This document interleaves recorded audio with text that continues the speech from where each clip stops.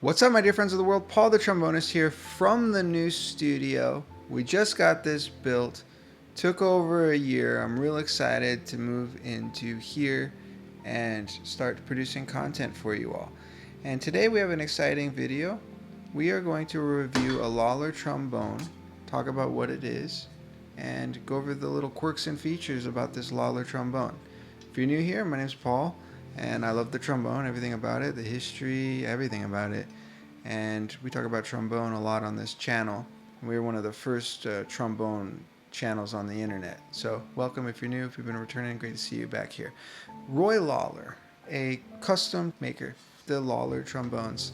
I had got word that he was going to retire last year, and I knew that I needed to pick up one of these horns before he retired so I can have one in my collection, because I heard a lot of people talk about him, including a lot of you were commenting on my videos. Have you tried the Lawler trombone?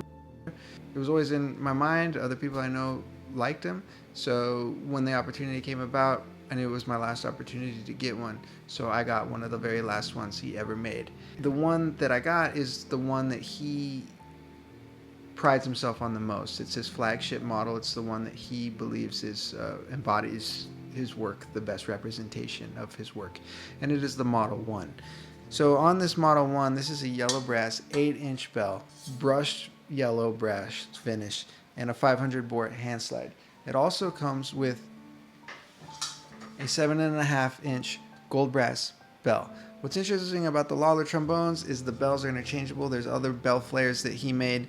Some of them were stainless steel, I believe. Some of them were different sizes, all different configurations of bells. So that's kind of an interesting feature about these trombones. Let's talk a little bit about what else makes it unique. One of the things that I liked about this was the compactness of the case.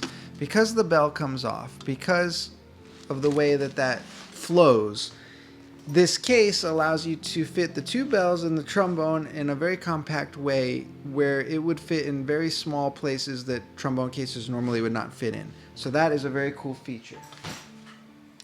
Now, it is an instrument of durability. It feels like a lot of metal, and as a result of that, it is a little heavier than other trombones of this specification. Other 500 bore 8-inch bell trombones do not feel quite as much weight as this trombone. I don't know the exact weight, but this definitely feels like a lot more weight. Feels like a lot of metal. Okay, it is a little heavier as a result of that, as I said. One of the interesting things here too is this water key right here. You see how that is really long? I've never seen that before, but it actually makes sense because when you're out here, you don't have to reach as far to empty your water key. So that's a pretty cool feature. The whole entire slide is brushed as well. It also has removable lead pipes. So that's kind of fun. If you like that. This one is a 10. I don't really know much about that, but that's what it does.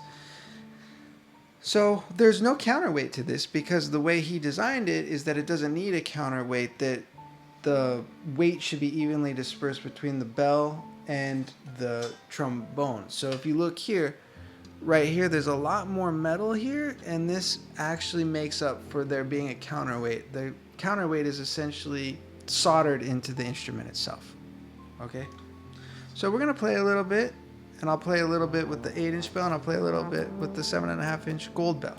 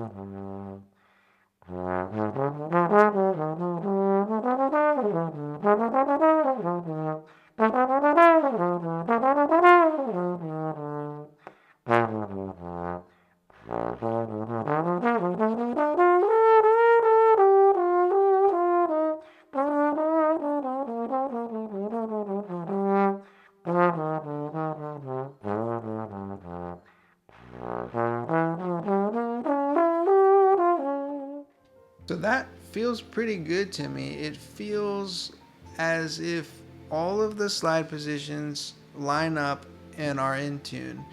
You don't have to adjust too much as some trombones to get it to slot and line up. It seems to be pretty even throughout all the different registers. It is a little heavier to hold. I believe that this instrument has a very unique sound characteristic, something that I've never quite heard before. It has a very interesting characteristic. I don't know if it's because it's brushed or whatever, but it definitely feels and sounds differently to me. The slide feels nice. It's fun to play. I could tell you that. It's definitely fun to play. Now let's hear what the other bell sounds like, the 7.5 gold brass.